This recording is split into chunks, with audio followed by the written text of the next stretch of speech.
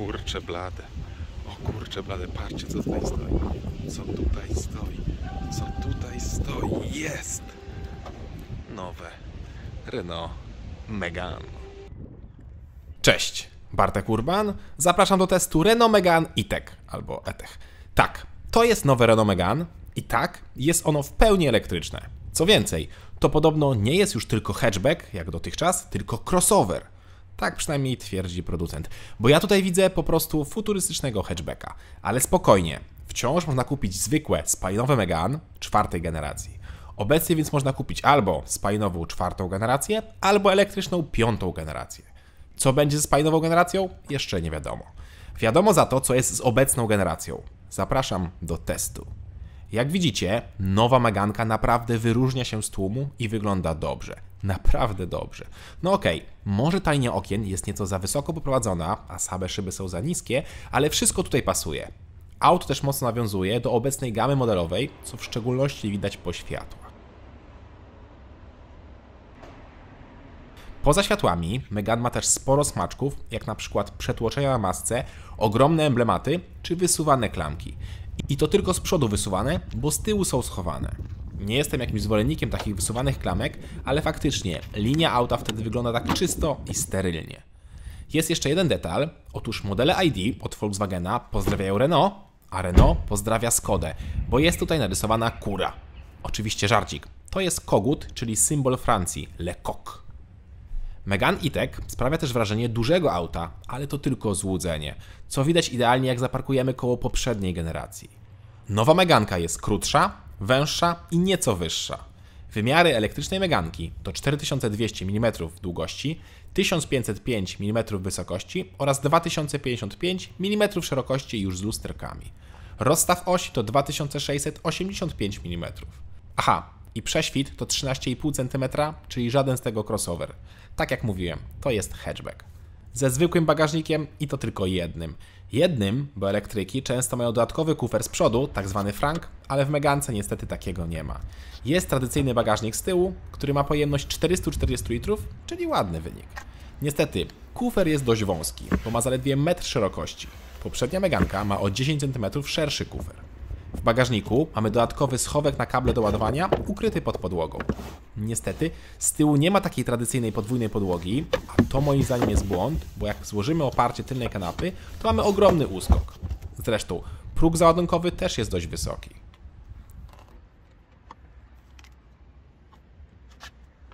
Wskakujemy na tył.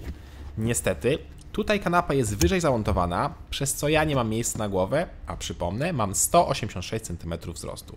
To jest słabe.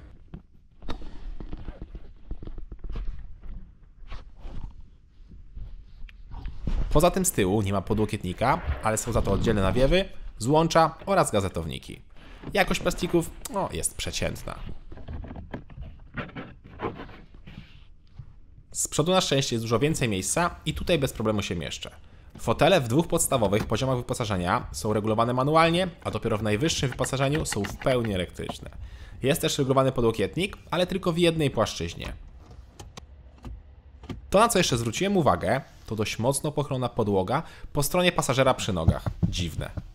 Kolejna rzecz, na którą trzeba uważać, to ten próg, który jak widzicie łatwo się brudzi. Trzeba uważać przy wsiadaniu, żeby nie wybrudzić sobie nogawek. Deska rozdzielcza w nowej Megance wygląda niemal równie futurystycznie, co wygląd zewnętrzny. Mamy dwa duże ekrany, ładnie połączone oraz całkiem sporą kierownicę. W sumie to moim zdaniem ta kierownica jest delikatnie za duża. Chociaż bardziej boli mnie to, co jest za kierownicą, czyli 3 wajchy po prawej stronie. Super, że producent przeniósł tutaj sterowanie skrzynią biegów, ale moim zdaniem sterowanie od multimediów powinno być teraz po lewej stronie, bo tu się za dużo dzieje.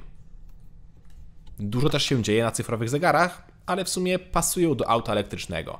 Mają kilka motywów, w tym jeden z dużą mapą i to mapą Google Maps. A te mapy to nie jest przypadek, bowiem nowy system operacyjny w Megance jest oparty o system Android. I wraz z nim dostajemy pakiet aplikacji Google'a, w tym właśnie świetne mapy. I działa to naprawdę świetnie. Świetnie. No zresztą, zobaczcie sami. Reakcja na dotyk jest kapitalna, a wszystko otwiera się szybko i ma bardzo ładne grafiki. Naprawdę, jeden z szybciej i ładniej działających systemów na rynku. Brawo! Lubię też to, że jak wbijemy na przykład trasę w nawigacji, to od razu samochód szacuje nam, ile procent baterii będzie po dojechaniu do celu. Jedyne, czego mi brakuje, to nawigacji typowej dla elektryków, czyli na przykład uwzględniającej buspasy. Ja wiem, że to udogodnienie niedługo się skończy, ale to byłoby duże ułatwienie obecnie.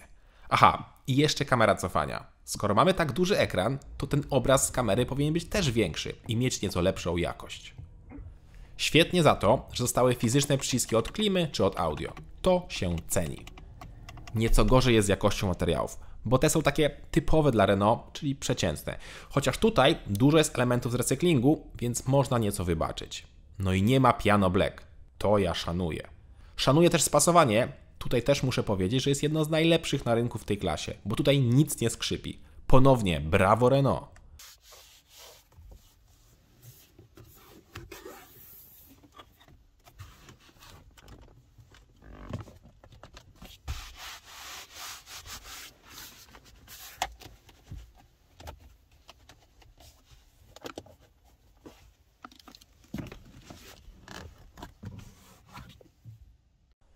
Sprawdźmy jeszcze schowki i posłuchajmy Meganki.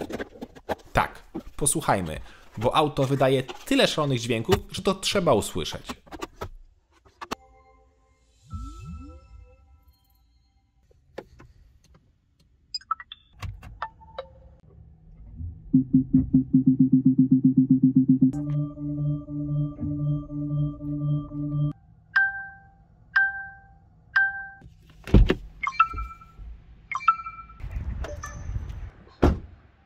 Prawda, że muzyczne auto? No i posłuchajcie, jak brzmi na zewnątrz wydech.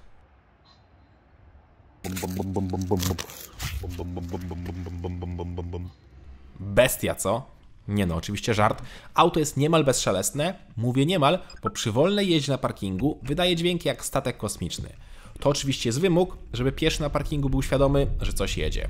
Aha, i tych dźwięków mamy 3 do wyboru. No dobra, to otwieramy maskę i zaglądamy, co tam jest. Niestety maska jest na patyku.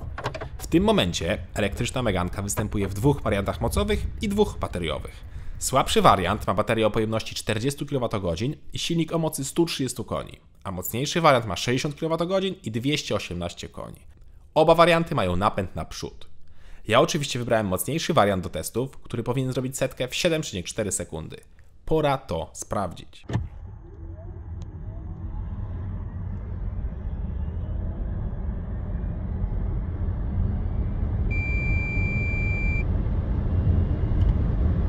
Mój wynik to 7,5 sekundy, czyli tylko 1/10 sekundy wolniej niż podaje producent i jest to w pełni powtarzalny wynik. Co więcej, w trybie Eco zrobiłem czas 7,7 sekundy, czyli niemal to samo. Podczas startu czuć, jak moc Meganki jest zdławiona na starcie tylko po to, żeby nie zgubić za dużo trakcji. A z tym niestety jest różnie, bo jak już się toczymy, powiedzmy 20-30 km na godzinę i jak wklepiemy maksymalnie gaz, to czujemy, jak auto walczy z trakcją nawet na suchym asfalcie. Na mokrym jest ogromny problem i autem wtedy aż nieprzyjemnie się jeździ. Oczywiście jeżdżąc agresywnie. –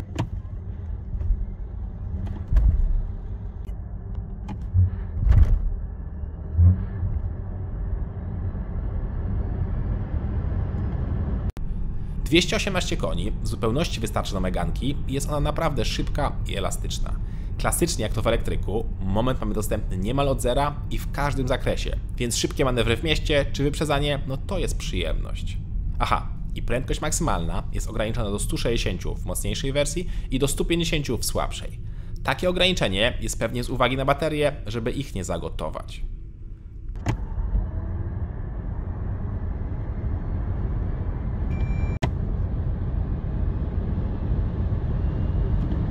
Zresztą jazda szybciej i tak byłaby bez sensu, bo pewnie bateria rozładowałaby się po jakiejś godzinie. Chociaż spalanie, czy tam zużycie prądu jest naprawdę niezłe jak na elektryka. W mieście potrafiłem mieć wyniki na poziomie 15 kWh, co jest bardzo ładną wartością. Na trasie znowu przy 120 robimy wynik na poziomie 18 kWh i to z pełnym kompletem 4 pasażerów.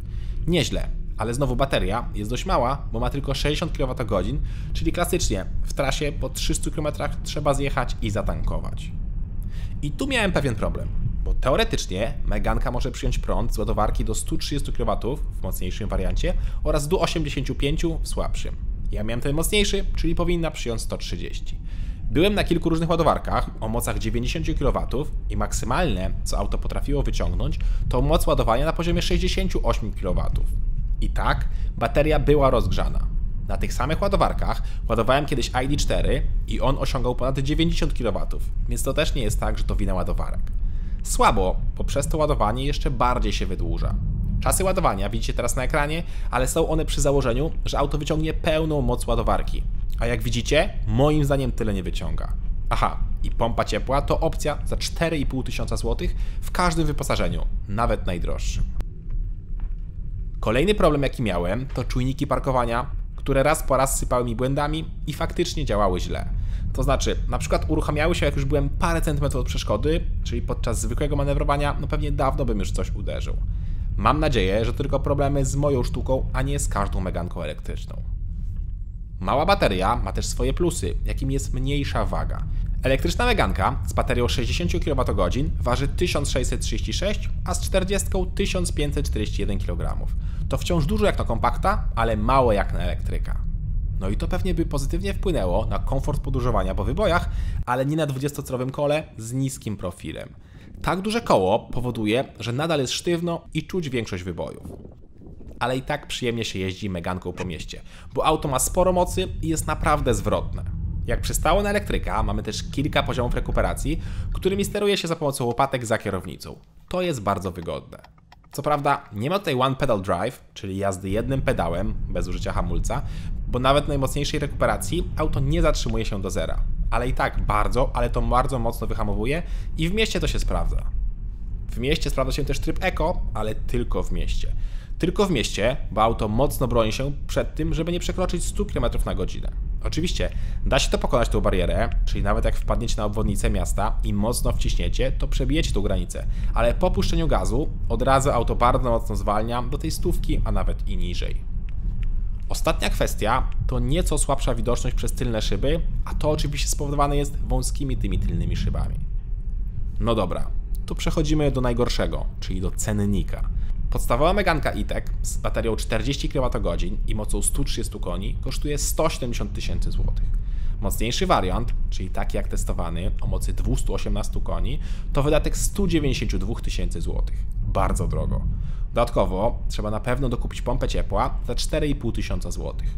Mój egzemplarz kosztował ponad 220 000 złotych, czyli bardzo drogo. Za 120 000 złotych mamy obecnie 115-konną megankę w dieslu czwartej generacji i zostaje nam 100 000 złotych na paliwo. Albo za 164 000 złotych kupujemy 300-konne Megane RS i mamy 55 000 złotych na paliwo. Tak wiem, zupełnie inne auta, ale to pokazuje, jak bardzo nie opłaca się kupować obecnie elektryka. Co więcej, jeśli sprawdzą się prognozy cen prądu, które ma być po 2 zł za 1 kWh, to wtedy nawet jazda nie będzie opłacalna, bo jeśli w trasie ma zużywać 18 kWh, to wtedy po 2 zł każde 100 km to będzie wydatek 36 zł. A 36 zł to obecnie 6 litrów benzyny, 5 litrów diesla albo 12 litrów gazu. A to jest spalanie właśnie takiej meganki w dieslu przy 120. Ba, jak mówimy o 12 litrów gazu, to nawet Jeep SRT tyle spali pewnie przy 120. Oczywiście, w mieście jest nieco inaczej i jak wciąż liczymy 1 kWh za 2 zł, to przy zużyciu 15 kWh koszt 100 km to 30 zł, czyli tak jakby auto paliło nam 5 litrów benzyny, 6 litrów diesla albo 10 litrów gazu. A to wciąż jest do zrobienia w spalinowych autach. Obecnie jest dużo bardziej opłacalne, bo teraz prąd kosztuje około 65 groszy za 1 kWh i przejechanie 100 km w trasie kosztuje około 12 zł, czyli tak jakby coś nam paliło 2 litry benzyny. Nieosiągalne dla spalinowych aut. To samo w mieście, przejechanie 100 km to koszt poniżej 10 zł, czyli ponownie nieosiągalne dla spalinowych aut. No ale co z tego, jak trzeba zapłacić za takie auto ponad 200 000 zł, a ceny prądu i tak idą w górę. Moim zdaniem elektryk zaraz może się w ogóle przestać opłacać. Meganka E-Tech jest bardzo fajną, przemyślaną, w miarę przestronną, dobrze jeżdżącą i ładnie wyglądającą propozycją. Wrzucić tylko 1.6 DCI albo 1.6 benzynowe i dać cenę o 80% niższą i będzie hit. Cześć!